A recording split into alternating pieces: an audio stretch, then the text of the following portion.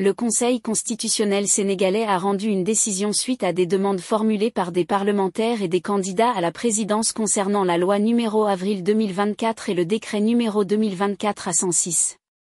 Ces demandes, enregistrées en février 2024, contestaient la validité d'une loi passée par l'Assemblée nationale qui reportait la date des élections présidentielles.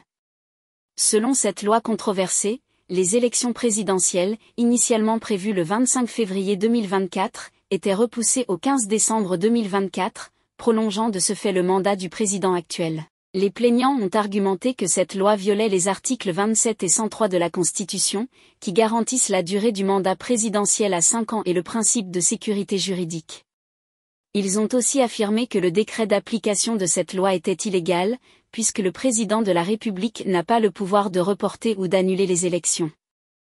Après examen, le Conseil constitutionnel a jugé ces demandes recevables et a déclaré que la loi numéro avril 2024 était inconstitutionnelle, entraînant par la même occasion l'annulation du décret numéro 2024-106. Cette décision réaffirme le rôle du Conseil constitutionnel comme protecteur de la Constitution et sa capacité à invalider des lois et des décrets contraires aux principes constitutionnels.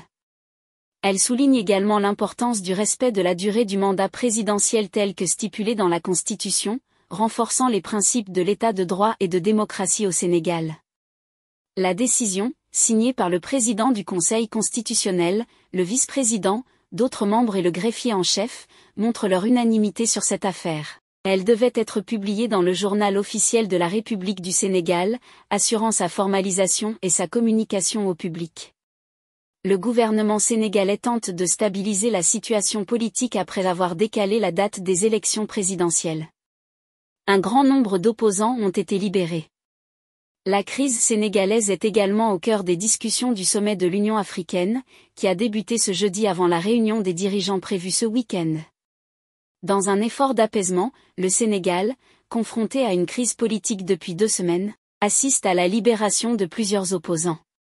Cette crise a été aggravée par le report des élections présidentielles, prévues initialement pour le 25 février, ayant conduit à la mort de 3 manifestants dans des affrontements violents.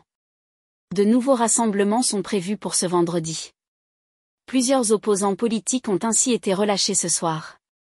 Parmi eux, Aou Sané du mouvement Yanab Bar, l'activiste Abdou Karim Gueye, le rappeur bien connu Nidouf au Sénégal, et un membre du parti Sud Ousmane Sonko, ont été libérés cet après-midi, d'après l'avocat Maître Moussar. Ils ont bénéficié d'une liberté provisoire décidée par le procureur de la République, a-t-il indiqué.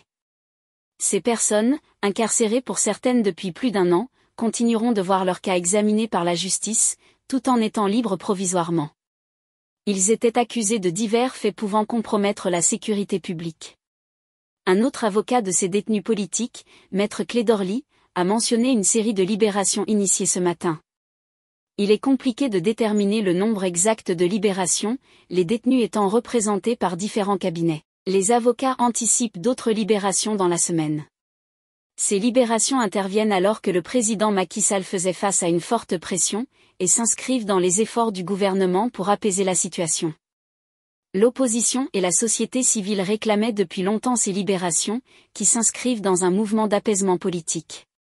2 médiateurs ont proposé leur aide pour résoudre cette crise, Lientin d'Africa Juom Center et Pierre Godiaby AEPA, politique et architecte, qui avaient prédit ces libérations il y a quelques jours.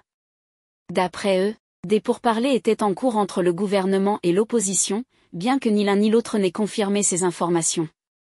Ce qui est certain, c'est que lors du dernier Conseil des ministres du 7 février, le président Macky Sall a demandé à son ministre de la Justice d'agir pour calmer l'espace public, proposant un dialogue national, jusqu'à présent refusé par plusieurs factions de l'opposition, qui réclament l'annulation du report des élections comme précondition à tout dialogue. Aucun détail n'a cependant été donné quant à la possibilité de maintenir la date initiale du 25 février. Nous reviendrons sur ce sujet prochainement. Abonnez-vous, aimez et partagez. À bientôt.